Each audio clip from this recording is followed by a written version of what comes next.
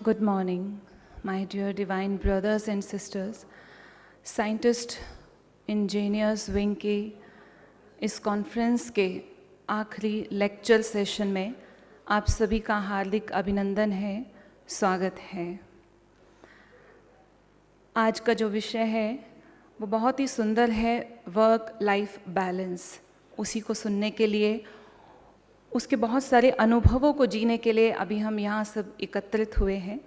तो आइए हम इस सेशन की शुरुआत करते हैं। शुरुआत करने के लिए मैं अपने मुख्य वक्ताओं को मंच पर आमंत्रित करती हूँ। हमारे बीच उपस्थित हैं भ्राता doctor Avtar Singh ji, principal scientist NDRI Karnal. आपसे आग्रह है कि आप मंच पर आकर अपना स्थान ग्रहण करें। साथ ही उपस्थित हैं भ्राता रवि प्रकाश जी, हमारे मुख्य अतिथि, farmer executive director airport authority of India. कृपया आप भी पहुंचकर अपना स्थान ग्रहण करें। प्रिय भाइयों और बहनों, ये जो अभी का सत्र है ये पूरी तरह से अनुभवों से भरा होगा। जीवन में जो जिया, जो किया, केवल उसके बारे में ही यहाँ बात की जाएगी। उसी का अनुभव साझा करने के लिए हम यहाँ पर इकट्ठे हुए हैं।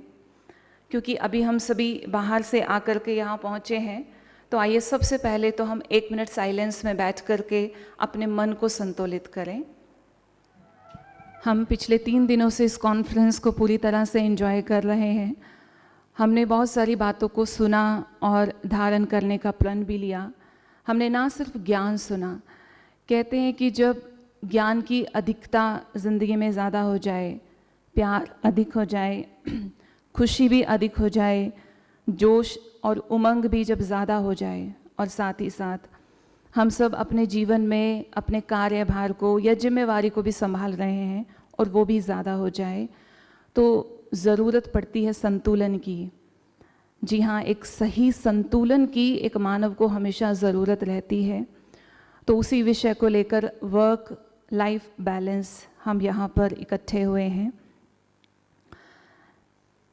अभी हम अपने वक्ताओं से बहुत सारी बातें सुनेंगे ही, लेकिन मैं कुछ पंक्तियों के माध्यम से ये ज़रूर बताना चाहूँगी कि चाहे हम प्रोफेशन में रहें या फिर हम अपनी पर्सनल लाइफ को जिएं, चाहे हम टूर पर जाएं या फिर हम कहीं पर भी रहें, वो जो संतुलन है वो कभी भी किसी परिस्थिति को देखकर या स्थान को देखकर बदलना नहीं चाहिए, लेकिन मन में हमेशा स्थिर रहना चाहिए।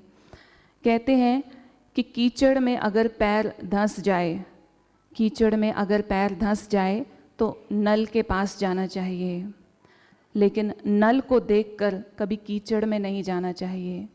ठीक उसी प्रकार कभी बुरा वक्त आए तो पैसों का इस्तेमाल करना चाहिए, कभी बुरा वक्त आए तो पैसों का इस्तेमाल करना चाहिए, लेकिन पैसों को देखकर कभी बुरा काम नहीं करना चाहिए। इसी को हमने बैलेंस कहा है, जो हमेशा हमारे जीवन में रहना चाहिए। तो आइए सबसे पहले हम हमारे बीच उपस्थित भ्राता डॉक्टर अवतार सिंह जी से बहुत ही मधुर वाणी में, बहुत ही अच्छे शब्दों से उनका वक्तव्य सुनेंगे। He is retired as a principal scientist in genetics from National Dairy Research Institute, that is NDRI Karnal, in 2016. आपका मानना है कि आप एक ऐसी सम्माननीय संस्था का हिस्सा है जो न केवल अपने उत्थान में बल्कि पूरे विश्व के उत्थान में कार्यरत है, और इसी विचारधारा के साथ आपने अपनी नौकरी से, अपनी सेवा से, स्व इच्छा से सेवानिवृत्त होकर के ईश्वरीय सेवा में जीवन देना अपना सौभाग्य समझा। 2016 में आपने सेल्फ रिटायरमेंट लेकर के ईश्वरीय कार्य में अपने आप को जोड़ लिया है। आप यूँ तो 42 वर्षों से इस संस्था से जुड़े हुए हैं, लेकिन अभी ज़्यादा एक्टिवली पार्टिसिपेट करते हैं। और साथ ही साथ एक बात ज़रूर बताना चाहूँगी कि आप सभी जो भी यहाँ पर भाई बहन बैठे हैं, बड़े ध्यान से भाई सब की बातों को सुनिएगा और रिस्पॉन्स कीजिएगा, because he is a qualified astrologer also and a renowned counsellor also. आपको ज्योतिषी का भी बहुत अच्छा ज्ञान है। He has guided more than 20 students for their PhD and thesis work. He has published 4 books and many research papers in national and international journals. और बहुत सारी लिस्ट है आपकी, लेकिन जिसमें से कुछ विशेष है वो ये कि you were honoured with Bharat excellence award in 2006 by lieutenant governor Delhi, and also with Best Scientist Award, Dr. D. Sudarshan Award in 2010 at NDRI, and also with Haryana Gaurav Samman in 2015 by OSD to Chief Minister Haryana. ये तो आपके profession की list है, लेकिन personal qualities भी जो है बहुत सारी हैं। अगर आपकी पर्सनैलिटी को देखें तो सबसे पहली बात तो हम ये कह सकते हैं कि आपका इस सभा में होना, हमारे साथ यहाँ पर इकट्ठा होना, इस बात को दर्शाता है कि भगवान एक है, ये विश्व एक है और हम सभी एक परिवार हैं। ना धर्म, ना जाति, ना किसी प्रकार का कोई भेदभाव है। आपका ये भी मानना है कि ज्ञान सुनने के लिए ब्रह्मा कुमार या कुमारी बनने की ज़रूरत नहीं है, वो तो आपको इंटरनेट से या किताबों से बहुत सारा मिल जाएगा। लेकिन हाँ, उसी ज्ञान को अगर अनुभव करना चाहते हैं, प्रैक्टिकल लाइफ में जीना चाहते हैं, देखना चाहते हैं उसका प्रभाव, तो ज़रूर इस संस्था का हिस्सा बने रहना और इससे जुड़े रहना ज़रूरी है। तो आइए हम भाई सबसे सुनते हैं आज का मुख्य विषय वर्क लाइफ बैलेंस। आदरणीय भ्राता डॉक्टर अवतार सिंह जी। सत्यम शिवम सुंदरम सतचित आनंद स्वरूप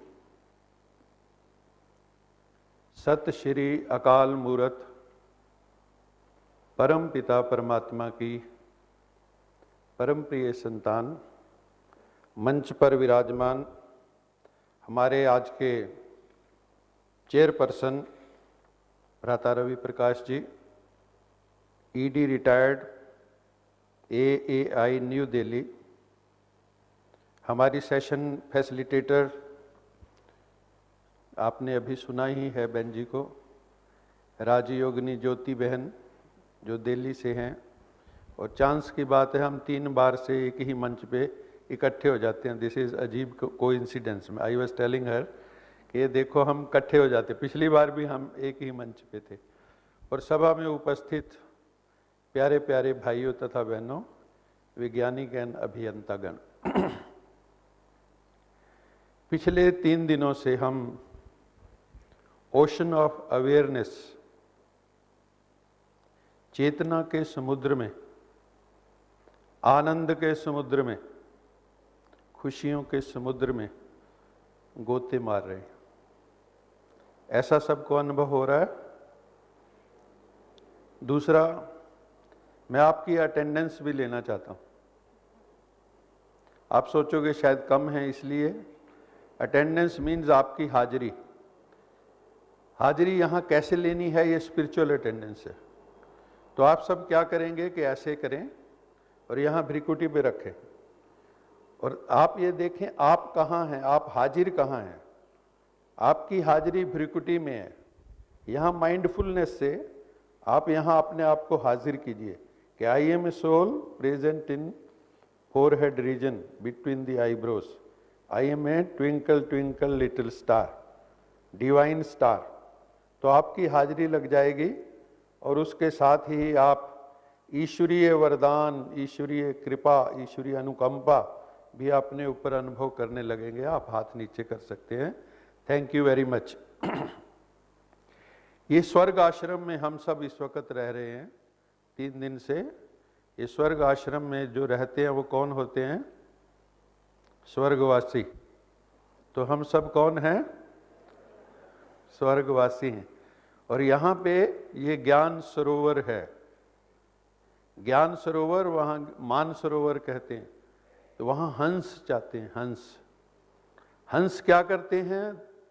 हंस मोती चुगते हैं। संसार में 2 तरह की वृत्ति गाई गई है। एक है हंस वृत्ति, एक है काक वृत्ति। काक वृत्ति मीन्स कौआ वृत्ति। कौआ वृत्ति वाले जो लोग होते हैं वो क्या करेंगे? कौआ क्या करता है? एक तो गंदगी में चोंच मारता है, दूसरा क्या करता है, किसी का जख्म होना, जहां किसी पशु का आपने देखा होगा, कौआ जाके वहीं चोंच मारता है। ऐसे जो काक वृत्ति वाले संसार में लोग हैं वो हरेक के अवगुणों के ऊपर ही चोट करते रहेंगे हमेशा। और उनकी दृष्टि क्या होगी, गंदगी पे ही रहेगी। और दूसरे कौन हैं, हंस वृत्ति वाले, जैसे आप सब यहाँ बैठे हैं, आप सब परमहंस वृत्ति वाली आत्माएं हैं, और आप सब 3 दिन से मोती चुग रहे हैं, ज्ञान के मोती चुग रहे हैं। ये हम सब का बहुत सौभाग्य है कि हम सब ज्ञान के मोती चुग रहे हैं। हमें यहाँ एम्पावरमेंट हो रही है। द बेसिक पर्पज यहाँ क्या है, what is the basic purpose of inviting, हम सब यहाँ क्यों आए हैं, what for we have come here. इसका बेसिक पर्पस कोई सिर्फ ये साइंटिफिक कॉन्फ्रेंस या इंजीनियर कॉन्फ्रेंस नहीं। The basic purpose is to spiritualize us, to divinize us, to energize us, ये सब हमारे को, और टू चार्ज अस। हम सब की बैटरी जो संसार में रहते हैं ना, तो अभी तो हम भाषा समझ सकते हैं, ये हम सब की बैटरी संसार में रहते रहते यूज होते होते डिस्चार्ज हो जाती। शाम को हम जब अपने ऑफिस से घर आते हैं तो डिस्चार्ज बैटरी होती है। यहाँ पे हमें self charging, self empowerment, self realisation कैसे करना है वो सिखाया जा रहा है। तो यहाँ पे जो बेसिकली हमने 3 बातें इन 3 दिनों में सीखी है, मैंने उसको समराइज करने की कोशिश की है। Then I will delve upon my topic. First है, उठो नहीं जागो। फर्स्ट क्या है, उठो नहीं जागो। सुबह क्या करते हैं हम लोग, कहते हैं उठ जाओ, बेड से उठ जाओ। अब उठना नहीं है, क्या करना है, जागना है। जागने का मतलब, जैसे ही आप सुबह जागो तो आप कहाँ उपस्थित हो, अभी हाजिरी मैंने बताई थी, यहाँ हाजिर होना है। हाजिरी कहाँ लगानी है, भ्रिकुटी में, मैं कौन, ये शरीर नहीं, मैं आत्मा। और गुड मॉर्निंग किसको करनी है, गुड मॉर्निंग शिव बाबा। गुड मॉर्निंग किसको करनी है, सबसे पहली गुड मॉर्निंग किसको, परमात्मा को, क्रिएटर को, डायरेक्टर को, उसको सबसे पहली गुड मॉर्निंग करनी है। दूसरा, बेहोश नहीं बाहोश। बेहोश नहीं बाहोश। सारा दिन हमने कैसे जीना है, हम बेहोशी में जीते हैं। निद्रा तंद्रा हो रहा है, चल रहा है, एक routine, set routine, auto mode पे हैं हम सब। उसमें होश लानी, माइंडफुलनेस लानी है।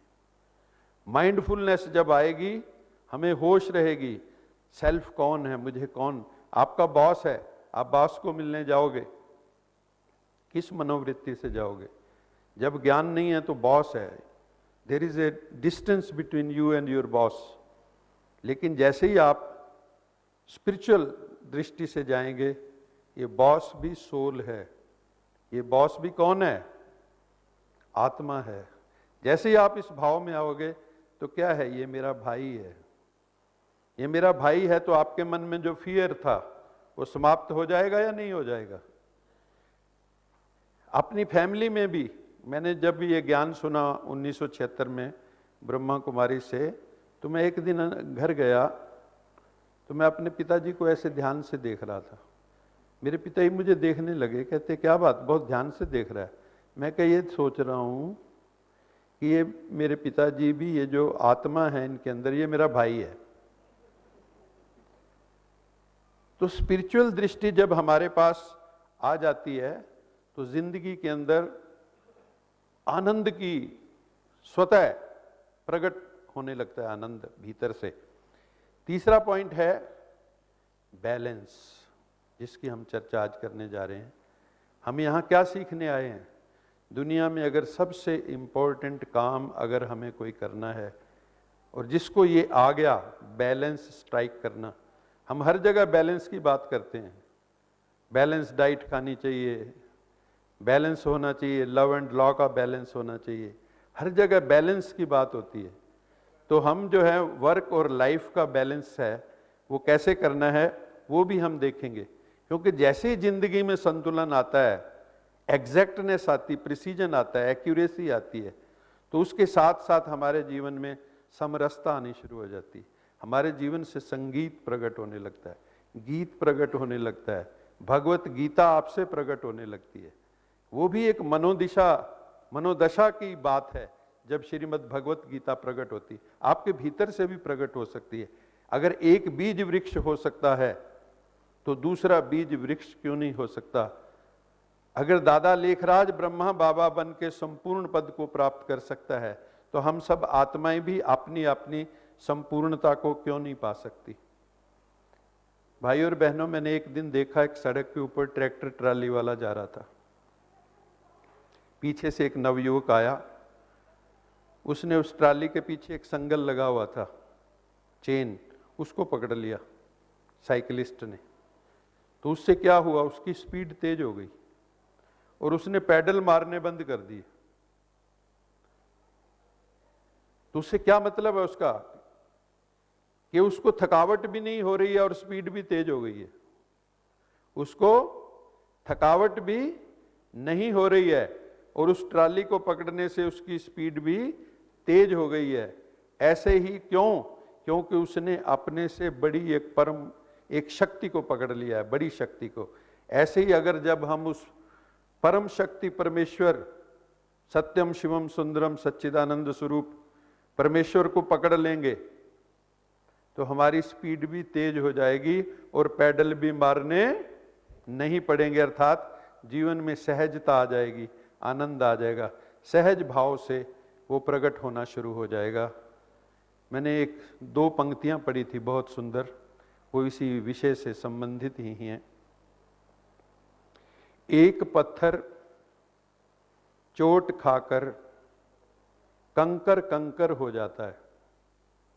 एक पत्थर चोट खाकर कंकर कंकर हो जाता है और एक पत्थर चोट खाकर शंकर शंकर हो जाता है।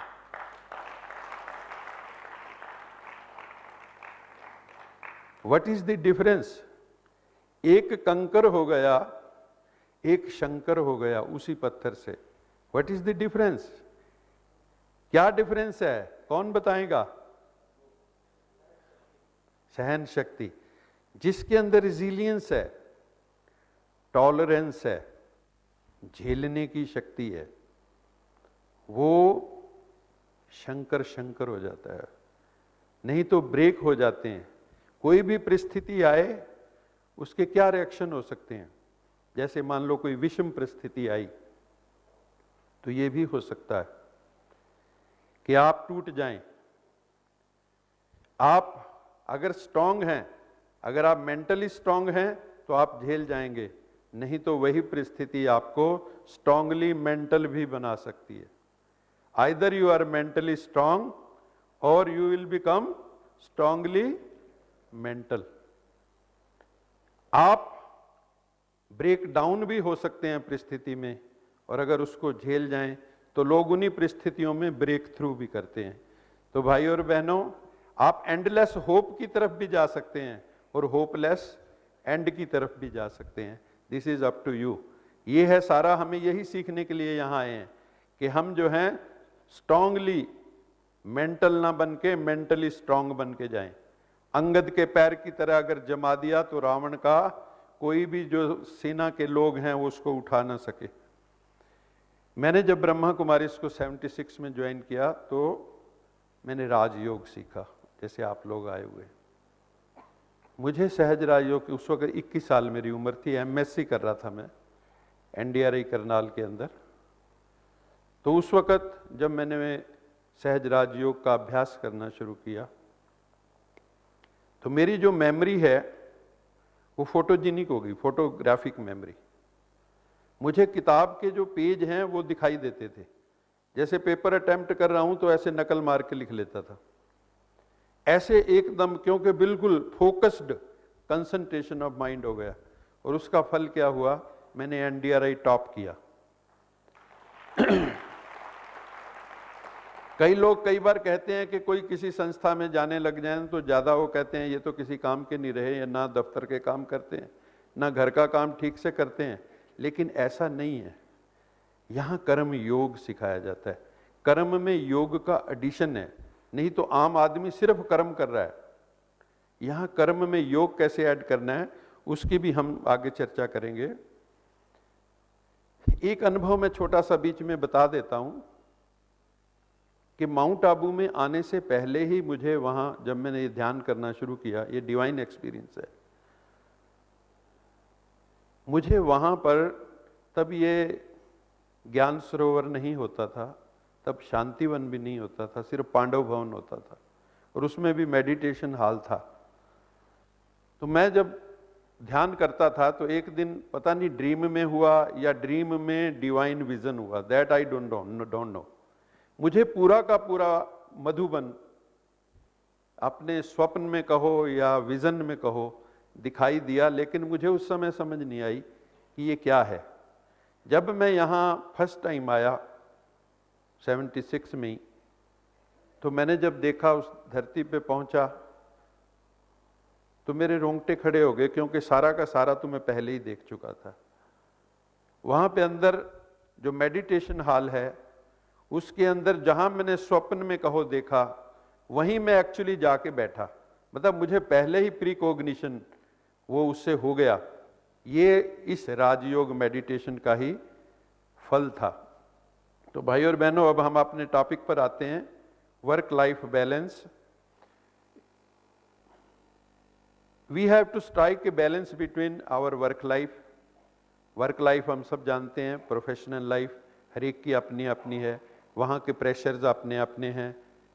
फैमिली एंड फ्रेंड्स, इनके बीच में आपकी फैमिली है, वहाँ के प्रेशर्स हैं, आपकी संतान के हैं। और अगर पति पत्नी में थोड़ा वो हो कबड्डी, तो वो भी बहुत बड़ा प्रेशर होता है। और पर्सनल लाइफ, व्यक्तिगत जीवन में हम सब, क्योंकि जितना भी हम यहाँ बैलेंस सीखने आए हैं, वो बैलेंस कौन करेगा? Who has to do that? वो हमने करना है, हमें वो स्ट्राइक करना है बैलेंस को। तो वो कैसे करना है, उसकी विस्तृत हम विवेचना करेंगे। ये चित्र देखिए, बड़ा सुंदर है। इसमें दो साइड दिखाई हैं। ये जैसे पहले हम देखते थे ना अर्धनारीश्वर का चित्र, ऐसे ही ये आपके दो हिस्से हो गए हैं। इसमें एक हिस्सा ऑफिस का है, एक हिस्सा फैमिली का है, घर का है, पर्सनल लाइफ का है। जिसमें दिखाया है जो पर्सनल लाइफ है, हेल्थ है, आपकी फैमिली है, आपकी हॉबीज़ हैं, रिफ्रेशिंग, आपको किड्स को क्वालिटी टाइम देना है, आपको खुश भी रहना है, आपको रिलैक्स भी करना है, आपके जीवन में लव का भी महत्व है। और दूसरी तरफ जैसे ही आप ऑफिस में पहुंचते हैं, दूसरा रोल, वहाँ पे प्रॉफिट ओरिएंटेशन है माइंड की। आपकी पूरी कंपनी इसी उद्देश्य से काम कर रही है कि वो प्रॉफिट कमाए। वहाँ आपको सेल के बारे में सोचना है, आपको हार्ड वर्क डेडलाइंस दी जाती हैं कि इस डेडलाइन यहाँ तक आपको ये टारगेट अचीव करना है, उसका प्रेशर है आपके ऊपर। वहाँ भी आपको पावर पॉइंट प्रेजेंटेशन जैसे मैं दे रहा हूँ देनी पड़ती हैं, मीटिंग्स हैं, विजिट्स हैं, ओवर टाइम कई बार करना पड़ता है। तो डिफरेंट टाइप ऑफ प्रेशर्स हमारे ऊपर बिल्डअप होते रहते हैं। लेकिन to strike a balance is an art between work and your life, professional life and your personal life. तो वो कैसे होगा? बैलेंस हमें दो चीज़ों का करना होगा। वो है अचीवमेंट, उपलब्धि भी होनी चाहिए, गोल भी मीट आउट करना है। ऐसा नहीं कि आपको अपना लक्ष्य बिंदु प्राप्त नहीं करना है, और उसके साथ साथ जीवन में आनंद भी हो, खुशी भी हो, दोनों काम मिलने चाहिए। ये नहीं at the cost of other. हम लोग कई बार क्या होता है कि एक तरफ इतना ध्यान हो जाता है कि फैमिली जैसे कईयों की इग्नोर होती है। हमने कई देखे अपनी ज़िंदगी में, ऐसे लोग देखे हैं जिन्होंने फैमिली इग्नोर की, बाद में रो रहे हैं क्योंकि बच्चे बिगड़ गए, घर में संबंध अच्छे नहीं रहे। तो वो सारी बातें, किसी एक एस्टिमेट के अनुसार से 43% of people in India are not able to strike a balance between their professional and personal life. लेकिन अगर हम समग्र दृष्टि से देखें तो अगर ये बैलेंस हम स्ट्राइक कर लेते हैं तो आपके अंदर एक सेल्फ एस्टीम रहेगी, एक सेटिस्फेक्शन रहेगी, हैप्पीनेस बनी रहेगी आपके भीतर, एक उत्सव का माहौल होगा, आनंद का माहौल होगा, आपके जीवन में प्रेम झलकेगा, छलकेगा, और सेंस ऑफ वेलबींग आपके जीवन में बनी रहेगी। ये एक इम्पॉर्टेंट स्लाइड है, ये बैलेंस के ऊपर ही है। आप सर्कस में जाते हो तो वहाँ तालियां मारते हो, किस बात की? सर्कस सारी किस सिद्धांत पे बेस्ड है? बैलेंस। वहाँ पे भी, वहाँ देखो नवयुवक होते हैं, नवयुवतियाँ होती हैं, मैं देखता हूँ टाइट रोप वॉक है, वहाँ पे वो कप सिर पे फेंका, उसके अंदर चम्मच फेंक दिया, कितना ही वो ऊपर तक चले जाते हैं। कैसे करते हैं वो? एक साधना है। मौत का कुआं आपने देखा होगा, उसमें कार चला रहे हैं अंदर, साथ में मोटरसाइकिल चल रही, इतनी सी भी एरर हो जाए तो परखचे उड़ जाएंगे। लेकिन कितना बैलेंस, कितनी माइंड की उपस्थिति, माइंडफुलनेस, वहां आप क्या गैर हाजिर हो सकते हैं? उस परिस्थिति में आप कभी नहीं हो सकते। तो प्रश्न उत्पन्न होता है, are we adding years to life और लाइफ टू ईयर्स? क्या हम हर साल बढ़ाते जा रहे हैं? एक साल और ऐड हो गया, एक साल और ऐड हो गया, लेकिन मोनोटनी बनी हुई है। हम जी रहे हैं, रो रो के जी रहे हैं या आनंद में जी रहे हैं? किसी से पूछा भी आप क्यों जी रहे हैं, कहता है क्योंकि सांस आ रहे हैं। पर्पस क्या है? वो वेल डिफाइंड नहीं है। तो हम जीवंतता कितनी है हमारे जीवन में, हम जिंदा कितने हैं? ऐसा तो नहीं चलती फिरती लाशें बन गए। ये हमें अपने आप को देखना है। Why I exist is the second question, the major question. मैं हूं क्यों? मैं ये नहीं कह रहा कि मैं ऐसा क्यों हूं, मैं वैसा क्यों हूं, वो भी एक गीत है ना, लेकिन मैं क्यों हूं पहली बात है। मैं हूं क्यों? मेरे होने का उद्देश्य क्या है? द बेसिक पर्पस क्या है मेरे होने का? To attain excellence.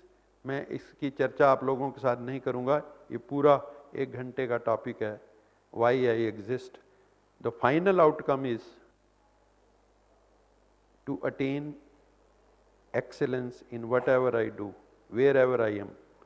मैं जहां भी हूं, जैसा भी हूं, मुझे वहां अपनी एक्सीलेंस, जितनी मेरे अंदर पोटेंशियल है, उसको फुल्ली एक्सप्रेस करके मुझे उस एक्सेलेंस को प्राप्त करना है जो मैं कर सकता हूं। I have to give my 100%, then how to strike a balance between your professional and personal life. जैसे हम सर्कस का उदाहरण देख रहे हैं, और फिर जीवन में कॉन्फ्लिक्ट भी हैं वर्क और लाइफ के, उसकी हम आगे और चर्चा करेंगे। ये बहुत इंपॉर्टेंट स्लाइड है। स्टीव जॉब्स का नाम सबने सुना होगा, जो एप्पल के फाउंडर थे, सीईओ थे, कंप्यूटर भी बनाया, लैप और ये मोबाइल्स वगैरह भी हैं, और काफ़ी कॉस्टली हैं वो, और वो रिचेस्ट लिस्ट में आता है स्टीव जॉब्स। एक समय वो इंडिया भी आया था, शायद आपको पता ना हो। नैनीताल के अंदर एक कैंची आश्रम है। जब उसका काम नहीं चल रहा था तो नीम करोली बाबा के आश्रम में वो 6 महीने रह के गया था। वहाँ उसको एनलाइटनमेंट हुई थी।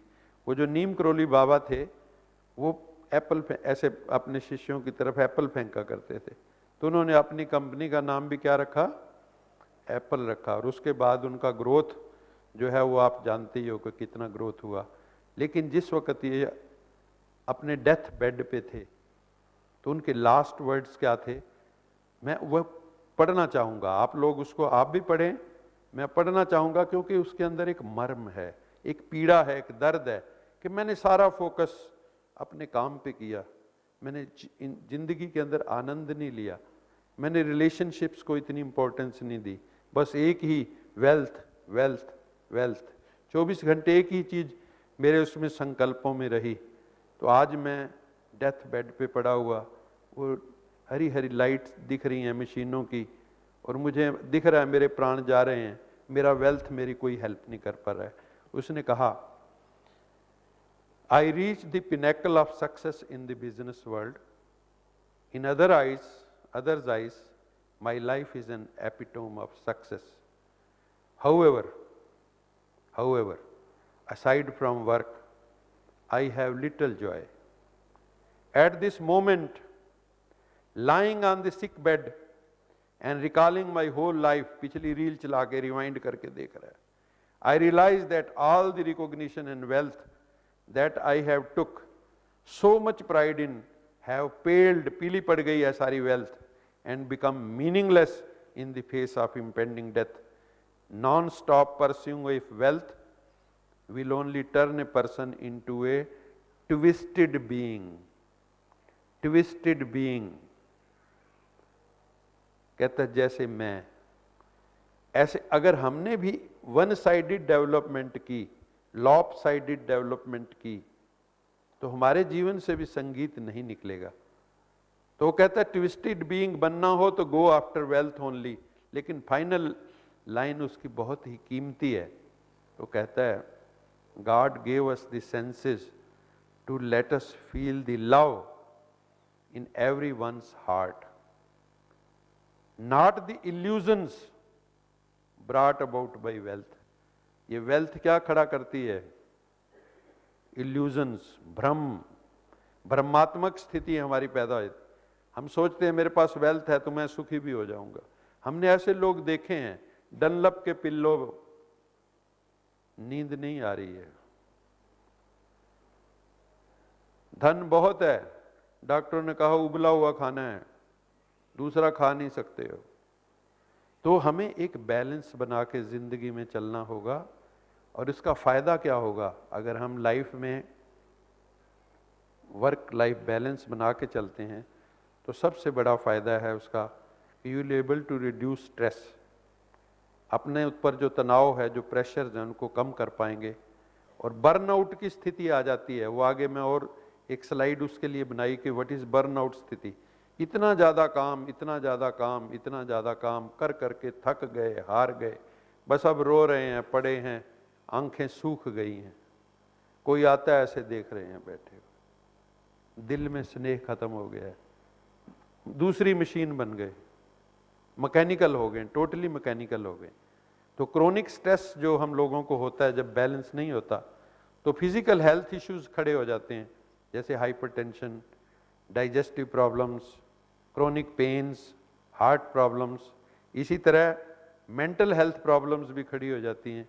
कई लोग हमने देखा डिप्रेशन में चले जाते, अवसाद में चले जाते, और कईयों को एंग्जाइटी रिडन पर्सनैलिटी होती है, हर वक्त एंग्जाइटी रिडन, एप्रीहेंसिव, ये ना हो जाए, वो ना हो जाए, हर वक्त डरे डरे से, चिंताग्रस्त, और रात को फिर नींद नहीं आती, गोली लेके सोते हैं। तो सिम्टम्स ऑफ बर्नआउट इसमें दिखाए गए हैं कि जो इंसान बर्नआउट की स्थिति में चला जाता है, then he is exhausted all the time, हर वक्त थका हारा, कहते कुछ दिल नहीं कर रहा, कुछ करने को मन नहीं होता है, every day is a bad day, कहते ये सुबह उठना भी क्यों पड़ रहा है, पड़े रहें तो अच्छा है, कोई उद्देश्य नजर नहीं आ रहा है, या इतना कर चुके हैं, इतना थक चुके हैं कि अब होता नहीं। Emotions have been blunted. होना क्या चाहिए जिंदगी में? Your emotion should be refined. जिंदगी जैसे मैच्योर हो रही है, आपका ग्रोथ हो रहा है, तो इमोशन शुड रिफाइन होनी चाहिए इमोशंस, ब्लंटेड नहीं होनी चाहिए, डेडनिंग नहीं होनी चाहिए उनकी। आईज हैव ड्राइड, आंखें सूख गई, आंखों का जल सूख गया, इंडिसिसिव स्टेट ऑफ माइंड, और अनिर्णय की स्थिति। मैंने देखा ऐसे कई, मैं काउंसलर हूं, मेरे पास आप लोगों के साथ शेयर कर सकता हूं, 10th से 12th के बच्चे जो हैं आजकल, वो कई बहुत आ रहे, उसमें भी जो लड़कियां हैं उनके माँ बाप ज्यादा आ रहे हैं। प्रॉब्लम क्या है? प्रॉब्लम है आई लव यू। प्रॉब्लम क्या है? I love you. इस एज में, कच्ची एज में, वो ऐसे, एक फादर आए मेरे पास, उन्होंने कहा कि रात को मेरी बेटी 2 बजे के लगभग किसी से बात कर रही थी, तो जब वो सोई तो मैंने उसका मोबाइल उठा के अपने सिरहाने के नीचे रख लिया, और जब मैं सुबह उठा तो देखा वो मोबाइल गायब था। मतलब बेटी ने उठ के वो मोबाइल फिर उठा लिया था। ऐसी ऐसी स्थितियां अब संसार में पैदा हो रही हैं। तो ये डिसबैलेंस की स्थिति आ गई, क्योंकि पेरेंट्स पेरेंटिंग नहीं कर पा रहे हैं। It is easy to be parents, but parenting is very difficult. Parenting तभी कर पाओगे जब आप खुद ट्रेंड होंगे। अगर आप ट्रेंड नहीं, आपका माइंड ट्रेंड नहीं है, आपको बच्चों को हैंडल करना नहीं आता है, इसलिए कल वो इस तरह से प्रश्न उत्तर भी हो रहे थे, तो वो फिर आगे चल के प्रॉब्लम्स हो जाती हैं। हम देख रहे हैं सोसाइटी में, क्योंकि फादर भी काम कर रहा है, मदर भी काम कर रही है, बच्चों को के देने के लिए क्वालिटी टाइम नहीं है पेरेंट्स के पास, तो वहाँ पे बड़ी प्रॉब्लम्स मैं देख रहा हूँ। और इरिटेबल टेम्परामेंट हो जाता है, छोटी छोटी बात चुभने लगती है। किसी ने कुछ कहा, रात को नींद नहीं आ रही है, मुझे कह कैसे दिया। तो ये सारी एक बहुत ही दयनीय स्थिति है। Life is worthless and meaningless. और क्या स्थिति आ जाती है, ये जिंदगी अब जीने लायक नहीं है। और कई फिर इस जिंदगी को हरिओम तत्सत भी कर देते हैं। अब ये वर्क लाइफ कॉन्फ्लिक्ट है क्यों होता है?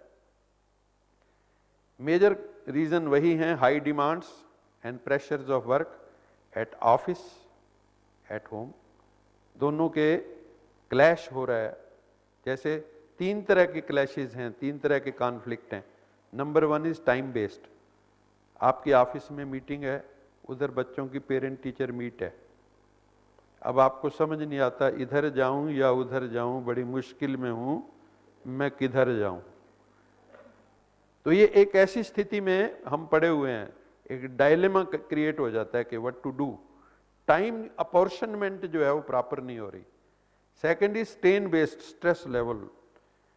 दफ्तर वाले इधर खींच रहे हैं, घर वाले इधर खींच रहे हैं, वाइफ इधर खींच रही है, बॉस इधर खींच रहा है, वो बीच में बेचारा खींचा जा रहा है, स्ट्रेन हो रहा है, उसकी नसें खींची पड़ी हैं।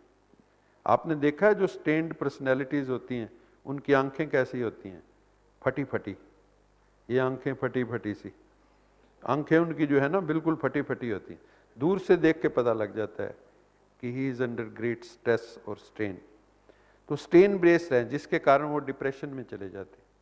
बर्नआउट स्थिति जैसे अभी हमने देखा था, बिल्कुल थके मांदे हारे, अब दफ्तर जाना पड़ रहा है, जा रहे हैं, एक डेड रूटीन है, मोनोटनी है। सोमवार संडे से अच्छा नहीं है, मंगलवार सोमवार से अच्छा नहीं, रोज एक जैसा है रूटीन, उसको ढो रहे हैं। तीसरा है बिहेवियर बेस्ड। ये बहुत इंपॉर्टेंट है। आपकी हर जगह बिहेवियर काउंट करता है। मान लो आपका बॉस का बिहेवियर है, वो इरिटेबल टेम्परामेंट वाला है, तो सारा स्टाफ दुखी रहेगा। घर में मान लो पति पत्नी में तनाव है, बिहेवियरल, उसका प्रॉब्लम रहेगी। बच्चे हैं, उनके साथ आपका जो है वो हार्मनी नहीं बैठ रही है।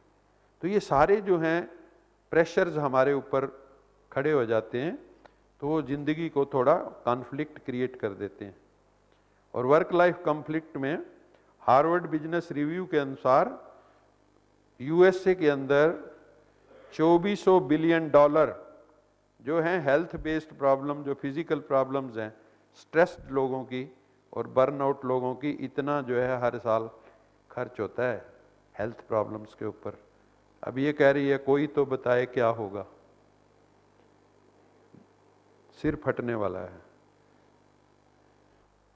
अब है कि रेमेडी क्या है, बचें कैसे? उसके लिए है 3R अप्रोच। पहला है रिकॉग्नाइज दी स्ट्रेस सिग्नल्स। जब आपके स्ट्रेस सिग्नल आने शुरू हो गए हैं, इसका मतलब ये वार्निंग सिग्नल आ गए हैं अपने आप को। Second is retrace your step. अपने कदम पीछे की तरफ लो, अब लौट चलो, घर की तरफ लौट चलो, आओ अब लौट चलें। Retrace your steps, pause and ponder, अरे ये क्या हो रहा है मेरे साथ। अगर आपने मान लो रुके नहीं तो बर्नआउट की स्थिति में चले जाओगे, बाद में हो सकता है बर्नआउट ही हो जाए। तो क्या करना है? पॉज एंड पॉन्डर, रुको, सोचो क्या करना है, स्वॉट एनालिसिस करो, मेरी स्ट्रेंथ्स, मेरी वीकनेसेस। जो स्ट्रेंथ्स हैं वही अपॉर्चुनिटीज होती हैं, जो वीकनेसेस हैं वही थ्रेट्स होती हैं।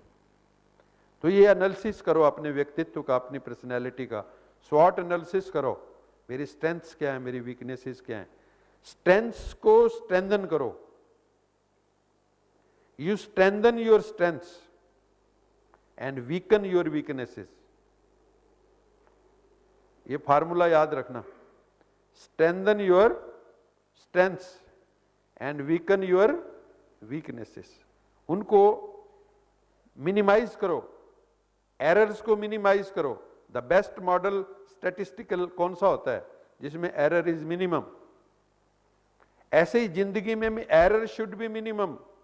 भगवान ने ये अपॉर्चुनिटी हमें दी है, ये जिंदगी, टू मिनिमाइज द एरर्स, कि हमारे जिंदगी में जो कमियां हैं, त्रुटियां हैं, अभाव हैं, पर्सनैलिटी लूप होल्स हैं, उनको हम कम करें अपनी जिंदगी से। Third is realise your self, realise your potential and self empowerment. ये कैसे होगा? जब तक आप अपना पोटेंशियल ही रियलाइज नहीं करते हैं, जब तक आप सेल्फ को एम्पावर नहीं करते। कौन झेलेगा ये सब परिस्थितियां? मुझे झेलनी है, मुझे अपने को तगड़ा बनाना है, तगड़ा, स्ट्रांग, पावरफुल। उसके लिए क्या बताया यहां पे? क्या बताया? सहज राजयोग, राजयोग मेडिटेशन। यहां पे हम आप सबको सिखा रहे हैं। आप ये करके देखो कैसे डिटैचमेंट आती है। क्योंकि जैसे ही हम सोल कॉन्शियस होते हैं, सोल कॉन्शियस होते ही बॉडी कॉन्शियस से परे जाते हैं, सारे जगत से परे चले जाते हैं। अपने आप में आते ही हमारा कंसंट्रेटेड माइंड हो जाता है। कंसंट्रेटेड होते ही उसमें ऊर्जा पैदा होती है। जैसे लेंस से सूर्य की किरणें एक बिंदु पे हम फोकस करते हैं तो उसमें जलाने की क्षमता आ जाती, कंसंट्रेट हो जाती है, जब वो फोकस हो जाती। ऐसे ही जब हमारा मन फोकस हो जाता है ज्योति बिंदु परमात्मा पर, खुद भी ज्योति बिंदु, तो आपके अंदर पावर आ जाती है। यू बिकम चार्ज्ड, और जो चार्ज होता है वही जिंदगी का इंचार्ज होता है। जो डिस्चार्ज है वो कभी इंचार्ज नहीं हो सकता। तो हमारी लाइफ का हमें जो ये अवसर मिला है, ये किस लिए मिला है? To charge our battery, charge our soul, charge our mind. अपनी विल पावर स्ट्रांग करने के लिए हमें ये मिला है। बहुत सुंदर स्वामी विवेकानंद ने कहा, रियलाइज योर इनर पोटेंशियल। मुझे ये उनकी कोट बहुत प्यारी है। वो कहते हैं, each soul is potentially divine, each soul is potentially divine, the goal is to manifest the divinity within, the goal is to manifest that divinity within by controlling nature, external और internal. Do this either by work, चाहे आप काम करके करो, और by worship, पूजा करो, psychic control, मनोवैज्ञानिक control करो, और philosophy और spirituality. By one or more, do this and be free. This is whole of the religion. सारे रिलीजन का सार बता दिया कि आपके भीतर ये जो आत्मा है ना, इसकी डिविनिटी को मैनिफेस्ट कर लेना ही मानव मात्र का अंतिम लक्ष्य है। अपने पोटेंशियल को हमें एक्सप्रेस कर लेना है। ये आपने सबने सुने हुई है कि द्रौपदी को वर्ण कैसे हुआ था, अर्जुन ने क्या किया था। इस चित्र से हम क्या सीखते हैं? अगर इस चित्र से हम पूछें कि हम क्या क्या इससे लर्न करते हैं, तो क्या आएगा? उत्तर में क्या क्या आएगा? फोकस। सबसे इंपॉर्टेंट क्या है? फोकस। फोकस भी कौन कर सकता है? स्टेबल माइंड, स्थिर माइंड। अगर आपका माइंड स्थिर नहीं, आप फोकस कर सकते हैं? वो स्थिरता कैसे आएगी? योग से। तपस्वी भ्यो अधिको योगी, ज्ञानी भ्यो अपि मतो अधिक, कर्मिष्ठ भ्यो अधिको योगी, तस्मात् योगी भव अर्जुन। हे अर्जुन, तपस्वियों से भी योगी श्रेष्ठ है, ज्ञानियों से भी योगी श्रेष्ठ है, कर्म करने वालों से भी योगी श्रेष्ठ है। इसलिए अर्जुन योगी बनो। यहां भी आप सबको बुला के जो टेक होम मैसेज है वो क्या है? भोगी नहीं बनो, योगी बनो। अर्जुन योगी बना तो वो तीर लगा सका। कैसे? तीर भी कोई ऐसे नहीं कि सीधा आंख देखना है, नीचे जल है या तेल है, अलग अलग बताते हैं। उसमें मछली घूम रही है, ऊपर उसको देखना है, उसका रिफ्लेक्शन। तीर साधना है, तो कितना कठिन काम है, उसका रिफ्लेक्शन नीचे पड़ रहा है। तो उस मछली की आंख में तीर लगाना है तो कितना बैलेंस ऑफ माइंड चाहिए। इसलिए हमें क्या सीखना होगा? Meditation, meditation and meditation, practice, practice and practice. गुरु ने शिष्य को कहा, मैं तुम्हें 3 सूत्र देता हूं जिंदगी में कामयाब होने के। उसने कहा कौन सा? उसने कहा पहला प्रैक्टिस। उसने शिष्य ने पूछा दूसरा प्रैक्टिस, तीसरा सूत्र practice. Practice makes a man perfect. Women क्यों नहीं कहा? Because she is already perfect.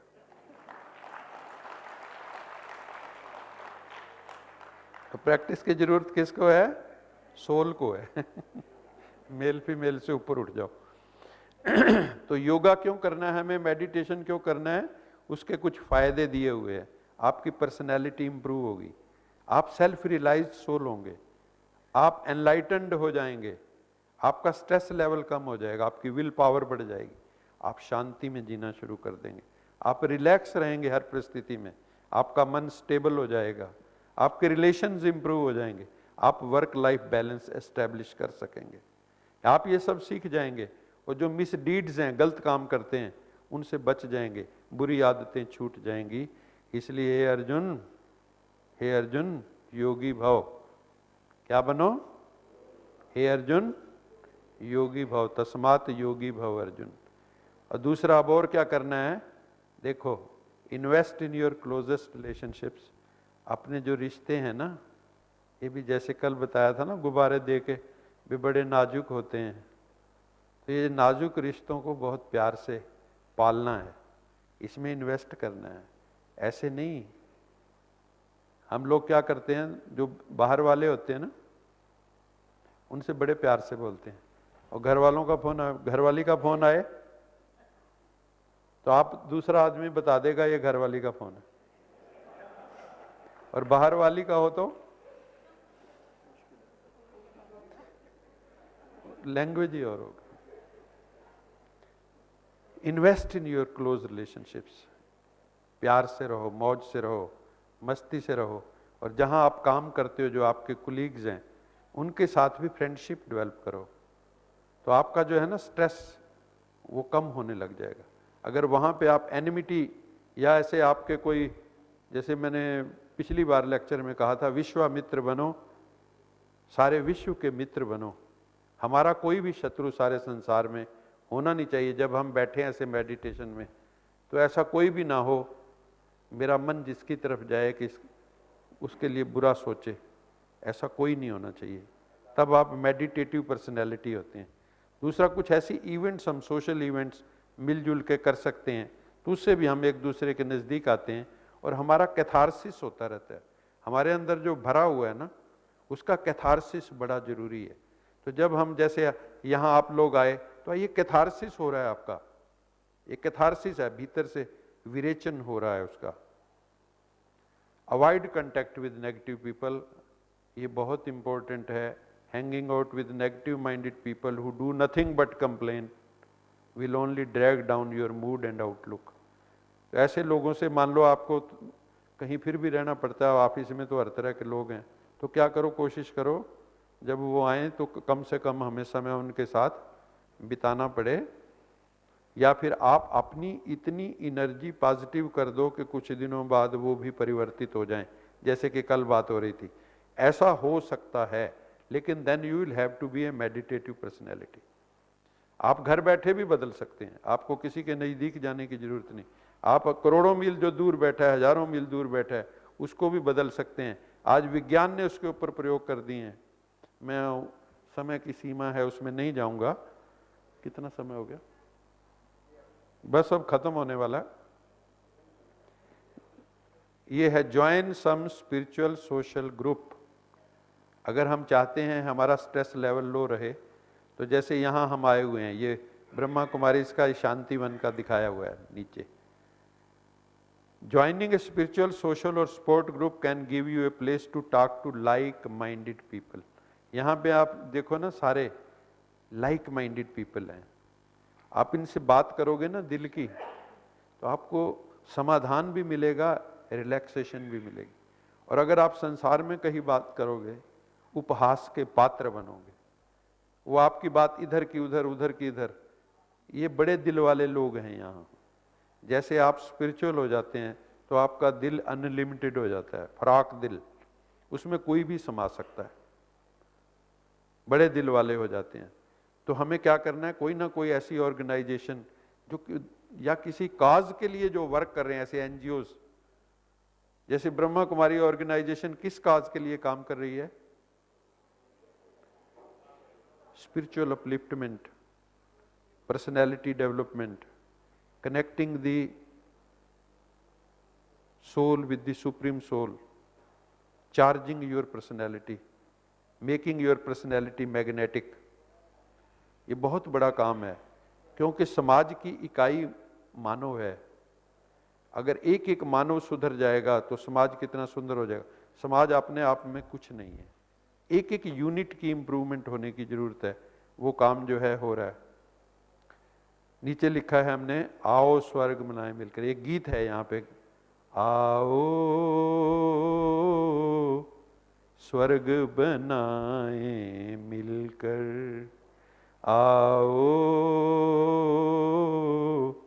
स्वर्ग बनाएं मिलकर। हम सब ने मिलकर क्या बनाना है? सुंदर दुनिया, स्वर्ग, हेवन। अभी तो हम सिर्फ कार्ड होते हैं ना, जो कार्ड मरने वालों के, उसमें लिखते हैं he or she has left for heavenly abode, और साथ में लिखते हैं, हमें बड़े दुख से सूचित किया जाता है। किसी का कोई रिश्तेदार विदेश भी चला जाए ना, तो लोग कहते हैं जी फॉरेन रिटर्न है हमारा रिश्तेदार, खुश होते हैं। और आपका रिश्तेदार तो स्वर्ग चला गया है, तो तालियां बजानी चाहिए। तो हेवनली अबोर्ड में, अब यहां हेवन में हो आप। अभी क्या है, हम सब कहाँ हैं? कौन सी धरती है ये? सही स्वर्ग भूमि है ये। हम सब स्वर्ग भूमि में बैठे हुए हैं। तो हम सबको मिलके क्या बनाना है? अब सब ने जो जहां भी जाना है ना, ये पक्का कर लो, गांठ बांध लो पक्की। देखो मैं तो सरदार जी हूं, लाल पगड़ी शिव बाबा वाली पहन के रखता हूं हमेशा। लेकिन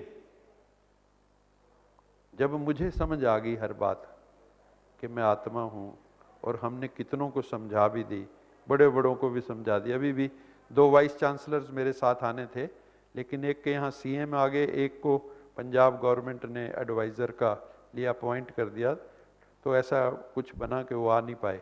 तो हम जो है सबको मैसेज देते हैं। और पिछली बार वो आए तो उन्होंने कहा, अरे हम तो बहुत पीछे रह गए, जिंदगी के इतने साल ऐसे ही चले गए। महात्मा बुद्ध के पास कोई आए, उसकी 72 साल आयु थी।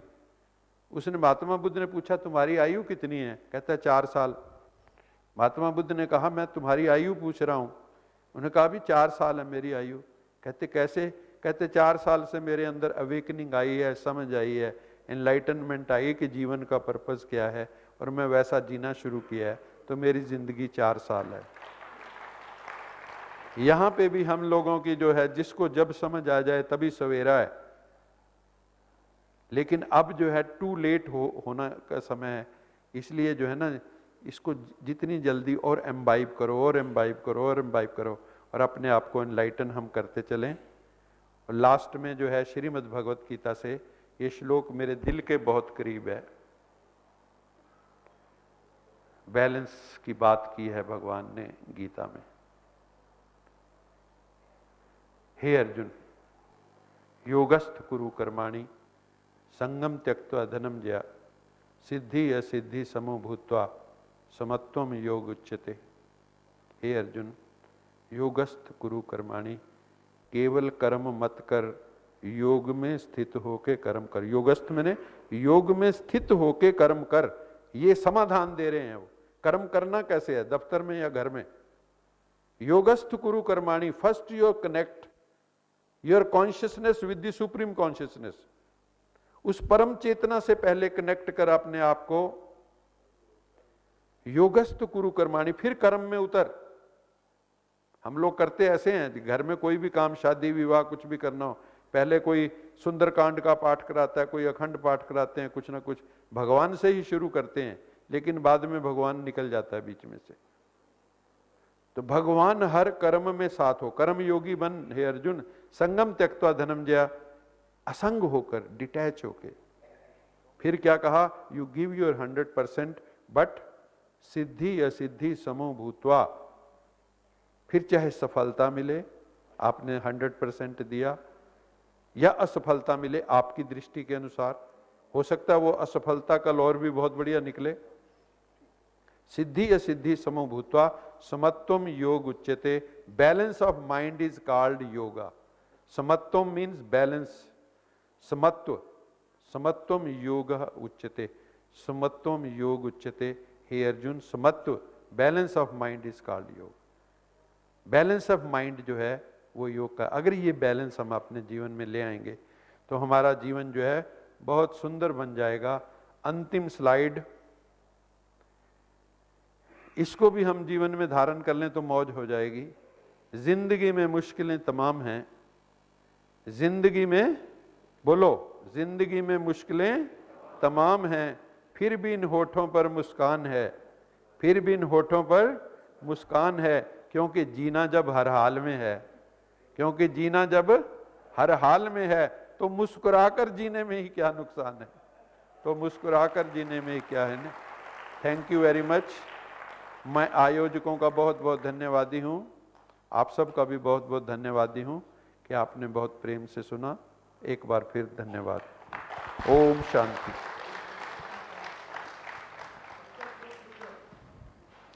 बहुत बहुत धन्यवाद भ्राता जी का। आप सभी स्वर्गवासी बन गए, बन गए कोई नुकसान नहीं है स्वर्गवासी बनने में।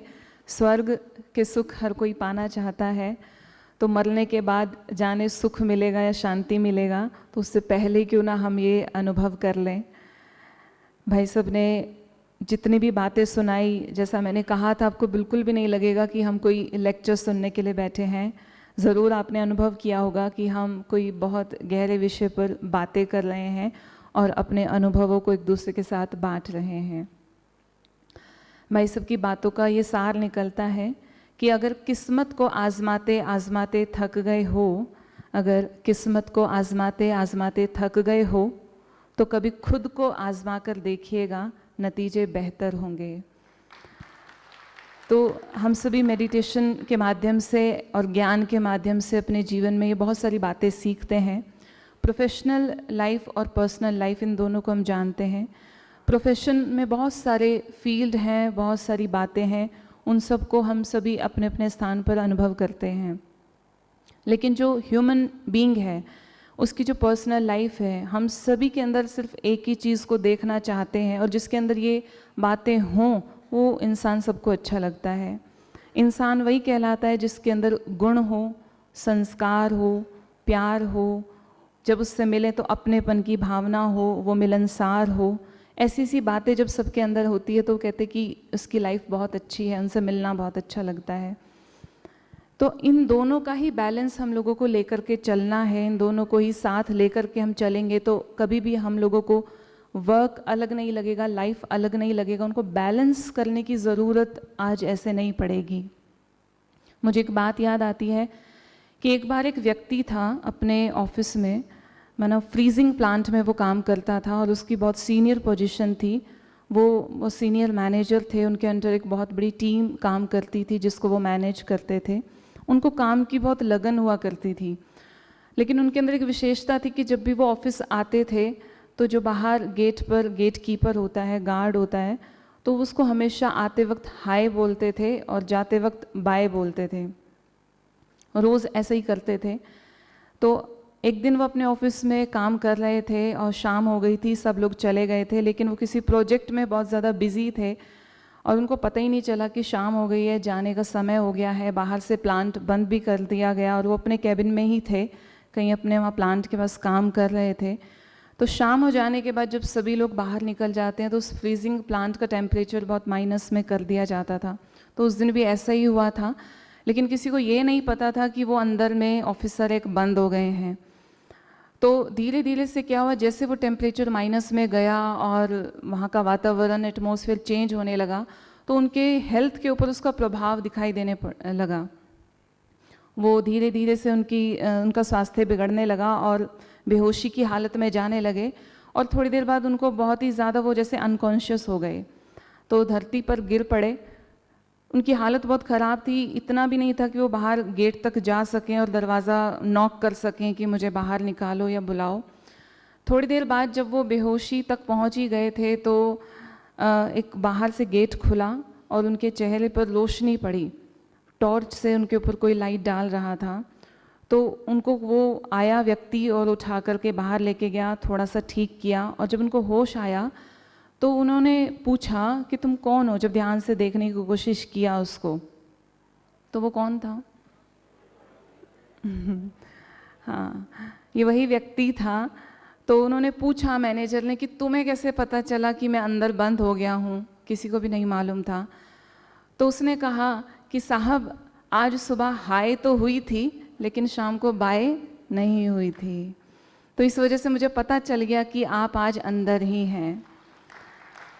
तो कहने का भाव ये है कि जब हम चलते फिरते किसी से मुस्कुराकर अगर हम 2 मिनट प्यार से बोल लें या उसको थोड़ा सा रिगार्ड दे दें, तो वो व्यक्ति कोई ऐसा नहीं कि हमारी सीट या हमारे पद को हासिल करना चाहता है या हमारी बराबरी का दर्जा वो पाना चाहता है, लेकिन ज्ञान यही सिखाता है कि अगर आप किसी से प्यार से भी बात कर लो, उसको वो खुशी देता है हमेशा के लिए, और हमें शायद कहीं ना कहीं वो ज़िंदगी दे देता है।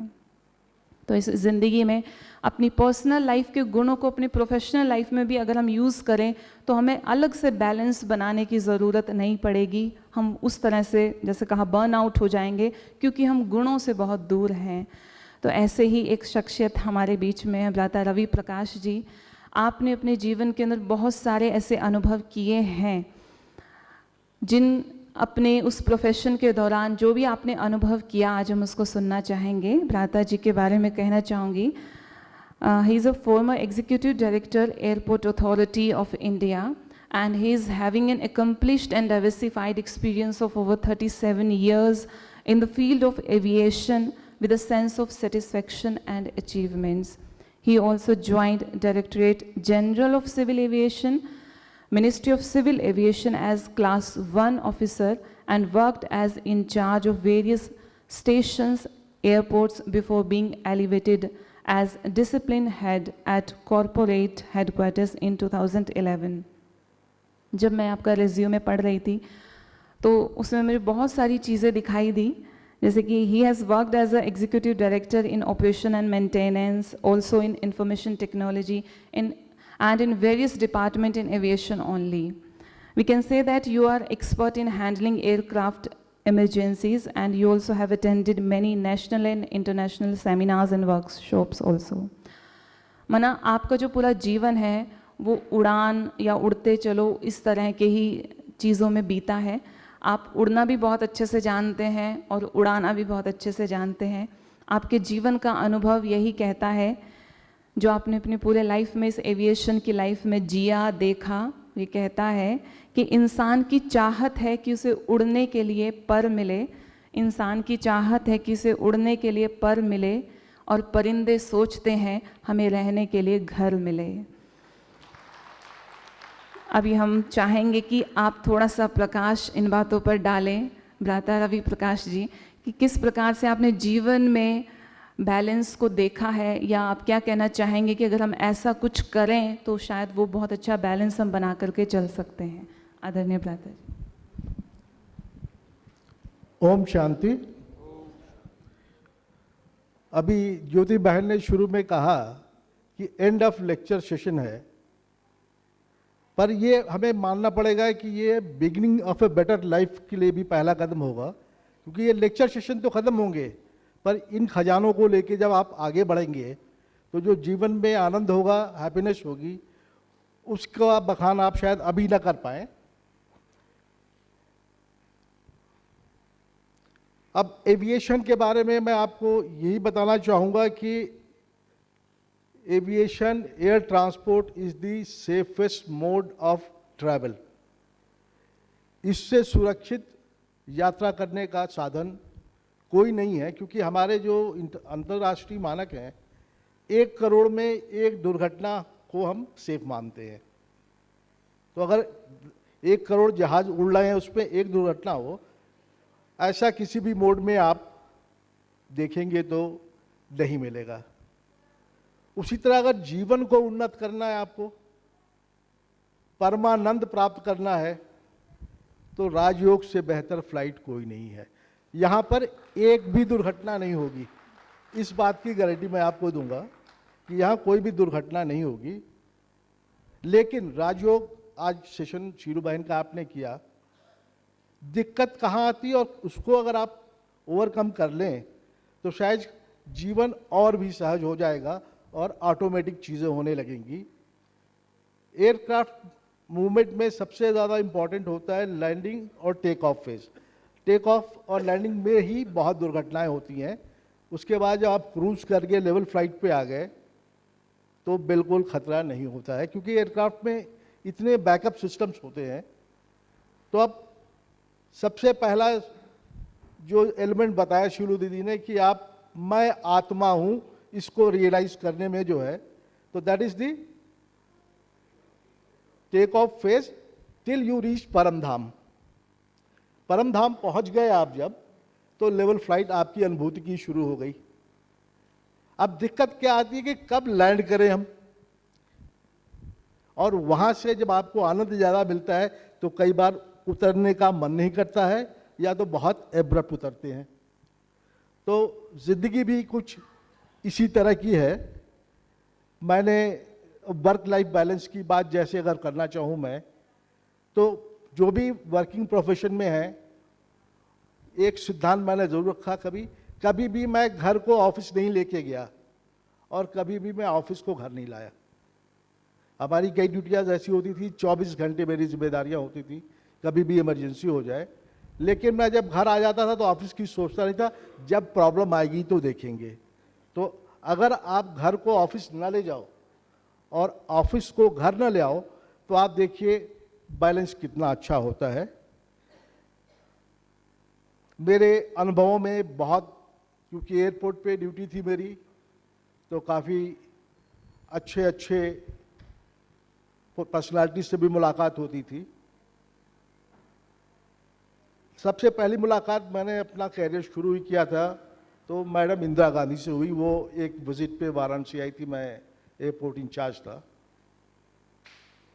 तो जो क्लैरिटी और फर्मनेस देखी, इवन कमलापति त्रिपाठी जैसे नेताओं को उन्होंने जिस तरह से ट्रीट किया, वो एक लर्निंग पॉइंट मेरे में आया कि आपको जो भी इंस्ट्रक्शन देने हैं उसमें क्लैरिटी और फर्मनेस होनी चाहिए।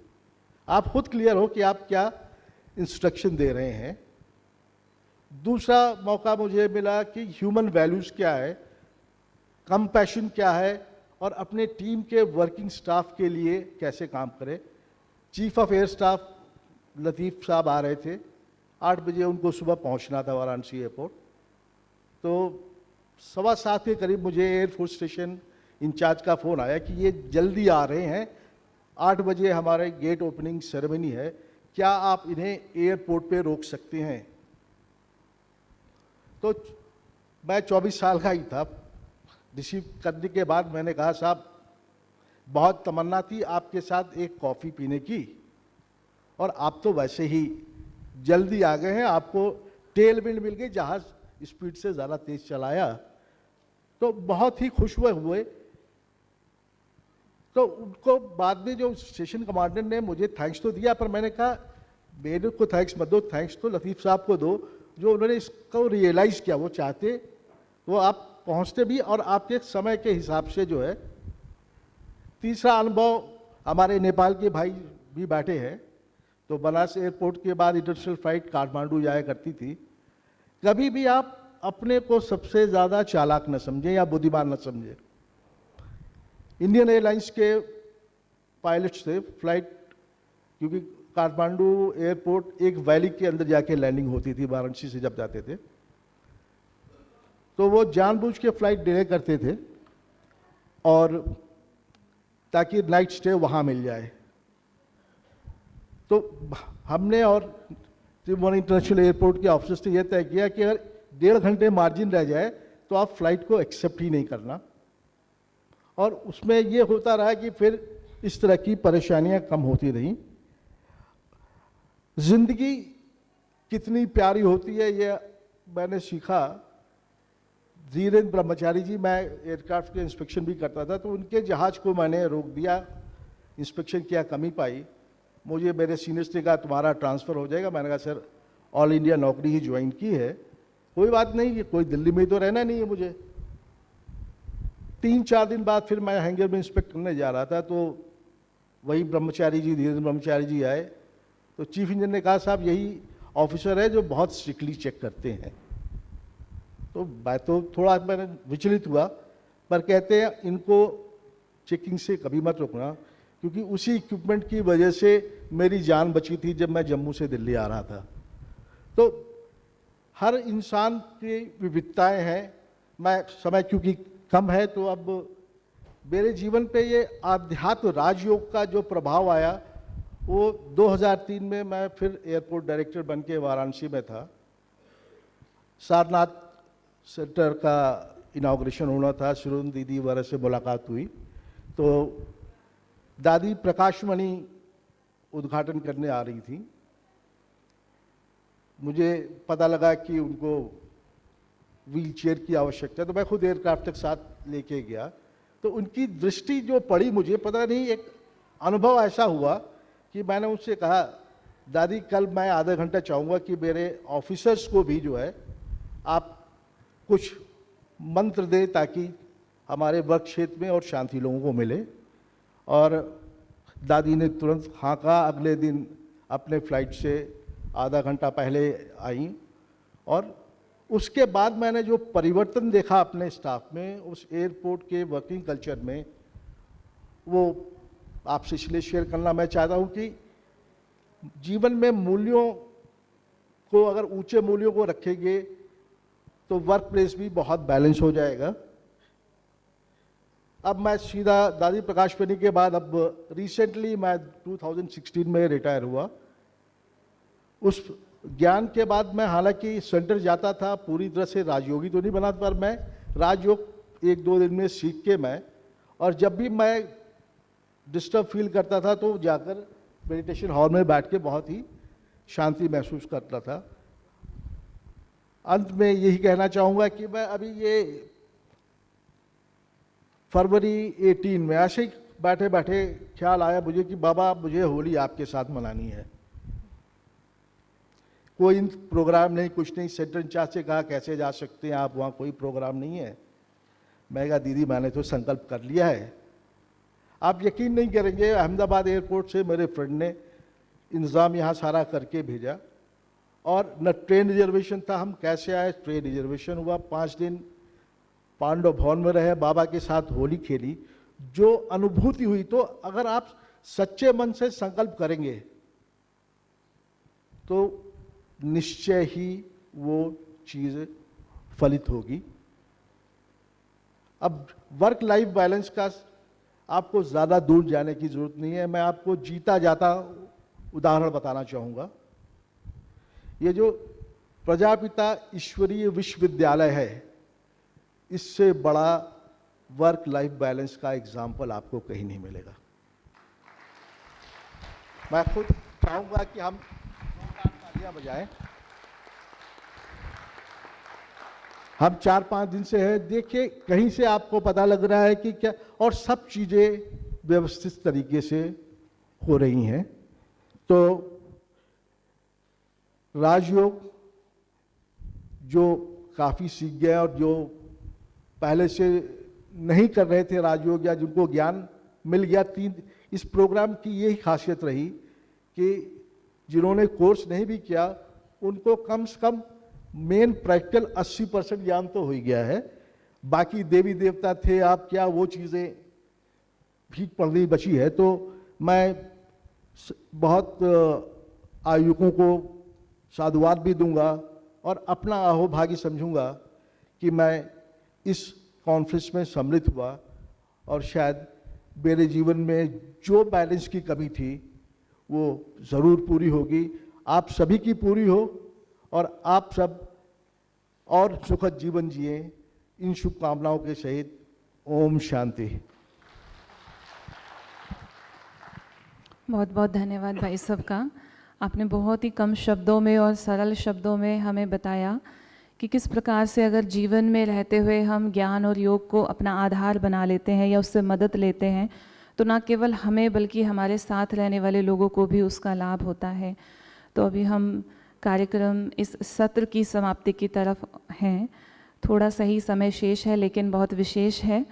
अभी हम 1 मिनट साइलेंस में बैठेंगे, उस परमात्मा को याद करेंगे और शिव बाबा का धन्यवाद करेंगे। Thank you very much. ओम शांति।